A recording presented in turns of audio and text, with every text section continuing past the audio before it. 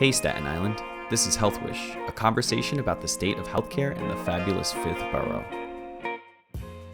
Our aim is to raise issues, raise awareness, and raise health. Because when we raise health, we raise everyone. Today, sadly, we must close the curtain on the wonderful, heartfelt conversations we've shared with one of Staten Island's favorite sons, Mr. Clifford Smith Jr., better known to his legion of fans as Method Man. We conclude with thoughts about what it means to be a credible messenger, and how we can build pathways to better health, better jobs, and a better community. Give a listen. I just wanted to give you both an opportunity to talk a little bit about health in the community, and I know that's something that's near and dear to both of you. And in general, you've really embraced health and fitness in your life and also talk about it regularly. So any thoughts on how it could be something that could help, especially the younger parts of our community? Well, I mean, if you're young, I'm going to keep it a buck with you. Your metabolism is great. You still have time. Eat what the hell you want. Enjoy it now. But by the time you get to, let's say, 30, 40, it's more or less like, metabolism slows down a little bit. Hair starts to thin a little bit. You start to gray. And you want to stay in bed a little bit longer. What do they say? They say 9 p.m. is the new 12 a.m. But I learned, like, for me, it was more or less like I just wanted better for myself all around. And I just wanted something that I could control. Being in the business, you tend to lose yourself sometimes, and you don't seem like you're in control of anything because you feel like people are pulling you this way. You have to be here for this, and nothing's really done too much for you. I mean, it all works for your career, but at the end of the day, nothing's really for you. What can you control? So I started with my body. And over time, I developed this healthy lifestyle. Diet came after that because you cannot do fitness and not take care of your diet. It's like defeating the purpose. It's like having a veggie burger with bacon, real bacon on it. It's like, what the hell are you doing? For me, once the journey started, I knew that it would be levels to it, but I wanted to do it at my own pace. And by the time I got there, it included food, rest, and working out. As far as my food, I follow macros. With macros, you can basically eat whatever you want, but you eat it within your calorie intake. Yep. So for me, it's proteins, fats, carbs, and fibers. Those 4 categories right there, I weigh those, measure those out, and by gosh, it works. I would recommend macros for anybody, and anybody that's in the know. I mean, as long as it has nutrition facts, you can count it. Facts are facts. Numbers do not lie, people. They were not lying about that. Numbers do not lie. And there are times where I can have, I don't know if anybody's familiar with Archway cookies. These are the best cookies on the planet. They're about this big. I get the raspberry filled ones. Amazing cookies. I can have 5 of those a day if I want within my calorie intake. And that's to cover my fats because I eat so much chicken. Lean chicken at that. Huh. Ding. But I would recommend it. Work out at your own pace. I'm not telling everybody to go in there and lift every weight or, run 1,000 miles and things. No, you go at your own pace, whether it be 5 push-ups that morning and then 10 push-ups by the next week. It all works itself. Well, thank you. It's really inspirational. Somebody who's in that age category, definitely. Yeah, we're the same age. Yeah. And Claudette, I know health in the community is a big thing for you, and actually one of the amazing things that you've started is the concept of a Clementine initiative because there's so little access in some parts of our community to fresh fruit. Tell us a little bit about Clementine and how you think it's going to play a difference in the community. So Dr. Adolik had a North Shore Summit, and we had community partners, faith-based partners, and residents of the community attend, and he wanted to just speak about his vision for the North Shore and what we're trying to do to raise health. So one of the community members stood up and said, listen, some of us live in food deserts. We don't have a car to get to the big stores, ShopRite, Stop and Shop. We shop at these local bodegas, and there are no quality fruits and vegetables. This is true. What can Northwell do to help us with that? So we took a lot of stuff back from that summit, and we said, listen, we're going to focus on this. We said we'd start in 10301 New Brighton, and we'd pick a store there. We went to Columbia Meat Market, which has been established 100 years on Staten Island. Oh. It's on Brighton and Jersey Street. We spoke to the owner, Vinny, and he says definitely. Dope. So we get the Clementines delivered from City Harvest. We're partnering with them. That's the little oranges, right? Right. Them joints is banging. And we're also giving them other fruits and vegetables. Whatever we can get. Right, whatever we can Avocados get. on point, Right. Anything I don't like that's avocados. Plantains. Yeah, I don't like avocados. Cauliflower. But them Clementines, them joints, they're slapping. And we have also healthy recipes in the store. We have healthy eating tips. We're going to raise their health by nurturing and nourishing their bodies with fruits and vegetables. That is so dope. Let me just say, it was one of the most eye-opening experiences for me. When we went out and asked the leaders in that community about how we could help them with healthcare, the thing that came up first, second, and third was, don't talk to me about hypertension. Talk to me about how you're going to get my kids employed. Right. How do my kids get the same insurance you have? Mm. That really was one of the biggest things, because honestly, we all took that to heart, and it was a very powerful message, and it was something that actually bothered me in terms of really thinking about it. We've put over 170 people through entry-level job training through the SIPPS to get them into entry-level jobs. We've had summer scholarships for underserved youth, and that's just the beginning. And the community health worker scholarships. Right, but since you gave me the segue, I figured I'd kind of just let you know that we're doing this. Yes, I love that, because my question was, because when I was a youth, I had no idea, like, there were so many programs that existed for urban youth. How do people, this is going to help make people aware that there are these programs out there, but what is the first step for, like, because some kids' parents are so withdrawn and just gone that they're basically parenting themselves. What is the first step in order to get in one of these programs? So here's the thing, it's funny.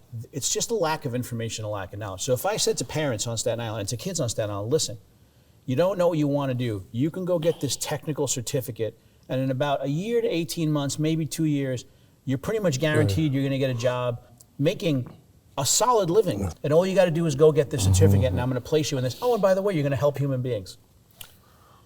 But when people think of healthcare, they think of doctor, they think of nurse. They don't think about who thinks that I'm going to go be a laboratory technician.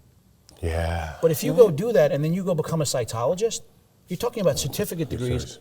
You will always be employed for the rest of your life. Absolutely. You will actually have a solid job that you can move pretty much anywhere you want in big cities around the country, and they will hire you because there's such a shortage of those people. It's like a higher level mechanic. Everybody needs a mechanic or a barber, 100%, right? 100%. Everyone needs to be able to prepare the slides. Everyone needs to be able to pull the things out. These are technical jobs that we need to have, but there's nobody going into them. So getting that information out is key. What we have found, though, is taking a young kid and saying, hey, I'm going to train you to be a cytology technician is almost like saying, I'm going to train you to go to Mars. Right? So what we're trying to do is say, hey, let's get you into an entry-level job. There are people out there that want to work. Yes. And they don't have the first clue about how you get there. So we're trying to reach out to them. We're trying to find them and actually get them into these jobs. But how do the guys, because we all know where to sign up for football at. We all know where to sign up for basketball, baseball. But we don't know where to sign up for these programs at. If maybe it's word of mouth or however, but if the same thing can apply to these, I'm pretty sure, because there are dozens and dozens of brothers and sisters that just want a shot to do anything. They don't know shit. They don't know anything. They don't have the education, anything of that manner, because they've never been around that. They haven't grown up around that, but they are willing to do anything. And when I say anything, if they're willing to kill somebody to put bread on the table, imagine what they're willing to do to have a better life. You know, they'll do the work, they'll do the study, they'll go to the classes because they know what the bottom line and what the end picture is, because they know what the bottom looks like. Nothing's taken for granted. So yeah, we're actually trying to reach out to them through the organizations that are already in the community, because the reality is sometimes the hardest thing to do is to identify and to put them out. I really think that this is the tip of the iceberg. I think what we're seeing now in terms of programs, this is self-sustaining. I think if we can get the word out, and we can start talking to these entities and to big businesses and say, hey guys, we can help create a workforce for you. You got to help us here, help us fund some of the bigger things. And that was the because next the question. reality is you need people. That's why my team is so important, and getting into the schools, having the relationships with the parent coordinators and the principals, and getting the word to them so they can get the word to these kids. And that's why a program like P-TECH that we actually lobbied for, and we're one of the big partners with Port Richmond High School to actually put this out so we can really expose these kids from 15. Nice. Maybe it's the messengers. It is very important that people have both messengers and role models that they understand. Right. Speak the language, Right. part of the reason that I was drawn to your music as a young man is because, my wife is from Stapleton, right? My cousins lived on Tompkins Street. Yeah. So that kind of natural connection is something that means something to people. So yeah, having credible messengers and also having people that you can model behavior upon is an incredibly important thing. Yes, that's so important. Say that again, please. Finding people that you can say it again, I'm sorry. Credible messengers, yeah. Credible messengers, that right there. I mean, because some people will just tune right the hell out if they don't respect the messenger. With a young person, it can be hard to make that bridge. So the credible messenger is everything. And that's one of the reasons that your team's become so important. And now what we're trying to do is take your credible messengers and get them into the community and talk to these people that they already have a connection with. And maybe we take some of the young, let's say EVS workers, transporters, dietary, and bring them out with us in the community and have them speak to the young people. They're going to trust what they have to say. I believe so. Versus me, you're a little older, you're already established, but let's bring out some of the young people that work in the hospital. Let them be our messengers going forth. I'm gonna keep it a buck, in the average white home, the plan, so to speak, for the children, this is entrenched into their psyche, graduate college. You're going to go to college, you're going to graduate. I don't care what the fuck you do after you graduate from college, but you're going to college. In the average black home, graduate high school. That's it. Graduate, nothing else after that, nothing to strive for after that, just graduate high school. And then when high school is done, it's usually the mom that tells the son, find a trade, which is usually fixing stuff, some kind of labor, and that's why this stuff is so important, where it's like, if you give them the path to follow, they will follow it. I'm so sure they will, because who doesn't want a better life, especially for themselves? Forget about the family. The family is what it is at that point in time, but who doesn't want a better life for themselves? The first law of nature is self-preservation. If you can take care of yourself, then you can take care of the others around you. So, and we are trying to get out to the community. And the reality is, take those kids that might go and actually work as a car mechanic, which is a great trade, it's noble. Great profession. Yes. Right. But we got a lot of those. But here's the thing. Maybe I can convince some of those kids to go learn how to operate an ultrasound machine and actually do that for the rest of their lives. How about the human transmission? Yeah. Yes. You can come take images of people, and to be honest with you don't have to go through 20 years of school, right? But that's not for everybody. I think one of the things that we're realizing is we're sending all these kids to college, and there ain't jobs for some of these people when they come out. Yeah, but this is because there isn't a path of light that says, look, this is sitting right here. When you have doctor in big bold letters right here, nobody's gonna see technician or, transport. Nobody's gonna see that. No one sees that. You know who sees that? Some of these kids, like Marquise's age, they see that because they have parents that are fully aware 100%. Of programs like this. And these kids are put into positions not only to better themselves, but to win for the rest of their lives, as well as for their kids. Well, see, it starts at home. Going to 49, I remember the question came up, we were all in the auditorium, and it's career day, I guess, and they had people come up and speak to us. I'm zoned out. I'm sitting here with one of my knucklehead friends, we're cracking jokes. So the question comes up, what do you want to be when you grow up? I'm already a teenager. 13, I think I know every freaking thing. I look at him, I'm like, I want to be rich. And who knows where the conversation went after, because after that, I kind of zoned out about it because I thought about it and I was like, that was a great freaking answer. That's the first time I ever thought of something off the top of my head that really made sense to me. And I'm not saying I'm in the position that I'm in now because of that. I'm just saying it's kind of weird that that was the first thing that popped into my head, and now I can actually say, I'm freaking rich. It's weird. The point I'm trying to make is kids at that age don't know what they want to be, but when the question is posed to us, especially as adolescents under the age of 12, first thing we're going to say, lawyer, doctor, movie star, something that has the status that we've been shown our entire young lives. Right. this is a doctor is status, lawyer is status, a politician, things of that nature. So these are the things that we pick. But there are never any roads. When they ask us this and we tell them this, they never give us the roadmap to how to get there. It's like, oh, that's brilliant. Oh, that's great. Like, you're supposed to say that as a child. Yes, and you can be anything you want to be until you get there and they tell you, no. There's certain steps, like you have to do this, you have to do that, and then money becomes involved. I wanted to be a Boy Scout when I was 5.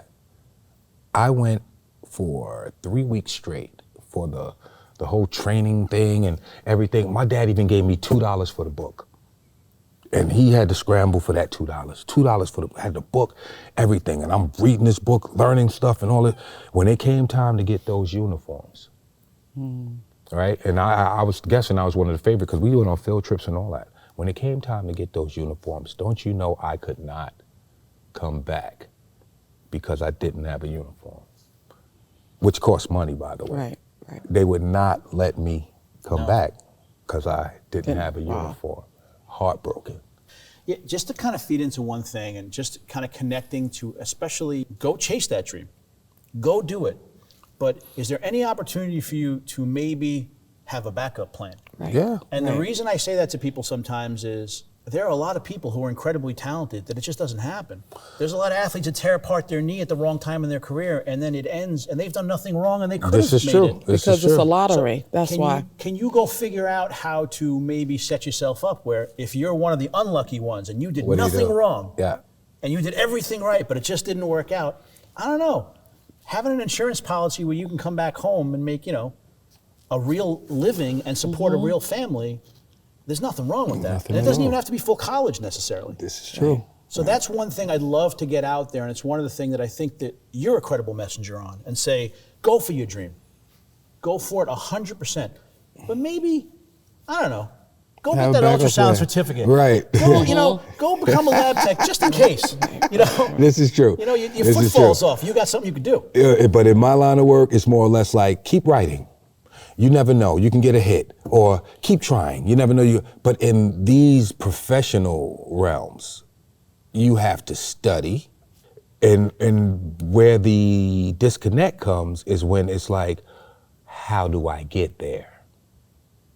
From where I am, I'm at the bottom, how do I get there? We don't have you in my school or in my community. We don't have a Claudette in this part of the community. There's a kid in Brooklyn right now who can't even go to school because 1, his mom doesn't have any paperwork or anything on him.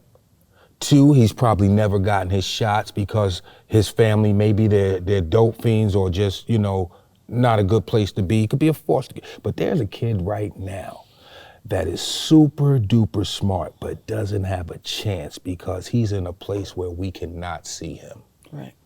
Have you heard the quote, the world equally distributes talent, but it doesn't equally distribute opportunity? Wow. That's deep. That's deep.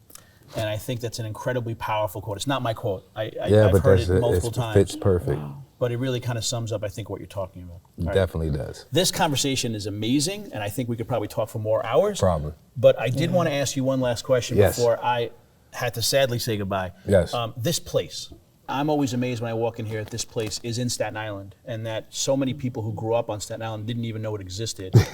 And I know that you've done work here, that you've performed here. I just want to really give a shout out to what this place means to a place like Staten Island. Having something like this on Staten Island, how important that is. Just wanted to ask your thoughts on that. There are guys in the crew that they grew up here, and Raekwon the chef seen The Wizard of Oz here. They had a showing of The Wizard of Oz here. So, I mean, this place, Staten Island as a whole, when big business came in, a lot of people got moved out. A lot of small businesses got moved out. I mean, the meat market and the fruit market that we used to go to where oats on the stands and things, all of that stuff is gone. I mean, we used to have Plaza Store, all that stuff is gone. It's been replaced by Home Depot or whatever. But there are certain staples in the community that will be there forever, and we have to preserve them. And I am honored to say that the St. George Theater is one of those places. This place has so much history that some of the Wu-Tang Clan members' mothers came here as kids. Wow. You know what I mean? So this place means a lot to this community, and hopefully it'll be here 1,000 years. I watched your last performance, your versus battle. Oh yeah, we did that here. I asked for this place exclusively too. I said, let's do it at the St. George Theater. They got the acoustics here. Let's go. It was awesome. Thank you so much for being here. This was truly a pleasure. Thank you. Thanks you for so having much. me. Honored to be here, man. Thank And Claudette you. know how we do. Sis. Thank you, Yes, big Lord. bro. Yes, Lord. I want to thank everybody for being here. It's a tremendous opportunity for us to really talk to a legend of Staten Island for a long time, and really a hero for actually some of the amazing philanthropic work that you've done. Philanthropic. See, I got it. Yeah. There you go. And thank you, Claudette, for being here. Really, the work that you've done on Staten Island all these years, and yourself being one of these people that people can reach out to, and a real mentor for people. Thank you for everything that you do. Thank you. Thanks Salute. for being here, everybody.